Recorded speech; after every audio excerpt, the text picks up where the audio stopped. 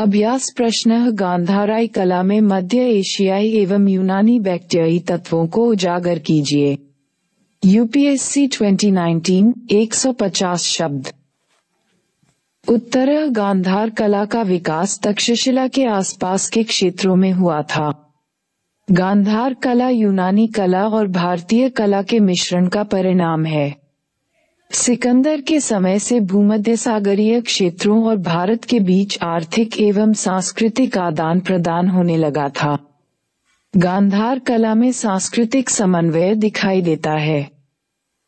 गांधार कला में कई संस्कृतियों का स्पष्ट प्रभाव दिखता है, जिसमें मध्य एशियाई एवं यूनानी बैक्टीरियाई तत्वों को इसी संदर्भ में देखा जाना चाहिए, जो इस प्रकार हैं।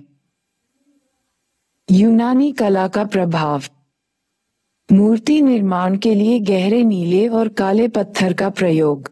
शरीर को सौष्ठवयुक्त दिखाना, शरीर को यथार्थवादी रूप देना जिसमें मांसपेशियां और शरीर को सुडौल बनाना।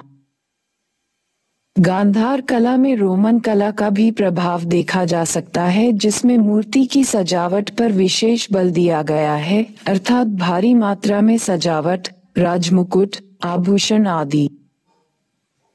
गांधार कला में मध्य एशियाई तत्वों का प्रभाव है। गांधार कला के अंतर्गत मूर्ति को जो तिकोनी टोपी पहनाई जाती है, वह मध्य एशियाई तत्व को प्रदर्शित करती है। इसके साथ ही मूर्ति निर्माण में चूने का प्रयोग भी। गांधार कला में भारतीय कला का भी प्रभाव दिखता है, जिसमें मूर्ति के मुख पर अध्यात्म लाने का प्रयास किया गया है।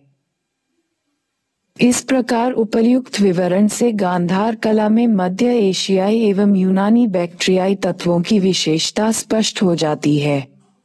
गांधार कला के अंतर्गत भारत में बुद्ध की मूर्तियां अधिक बनाई गईं।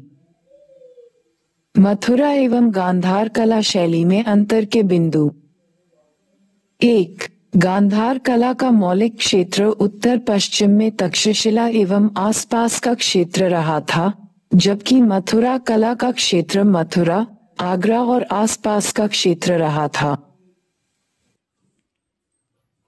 2. मथुरा कला ब्राह्मण, बौद्ध और जैन सभी पंथों से संबद्ध थी, तो गांधार कला मुख्यतः उत्तर पश्चिम में बौद्ध पंथ से संबद्ध रही थी। 3. गांधार कला में कच्चे माल अथवा सामग्री के रूप में गहरे नीले पत्थर अथवा काले पत्थर का प्रयोग होता था, तो मथुरा कला में लाल पत्थर का। 4. गांधार कला का दृष्टिकोण यथार्थवादी था, तो मथुरा कला का आदर्शवादी। दूसरे शब्दों में, गांधार कला में मूर्ति के शरीर की बनावट, कपड़ों की सिलवटें आदि का बड़ा ही यथार्थवादी चित्रण किया गया है, जबकि मथुरा कला में शरीर की बनावट को महत्व नहीं दिया गया। कपड़े भी पारदर्शी एवं शरीर से चिपके हुए दिखाए जाते हैं। इसमें केवल मूर्ति के मुख पर आध्यात्मिकता दर्शाने पर विशेष बल दिया जाता है। मूर्तियां प्रायः विचारमग्न दिखती हैं।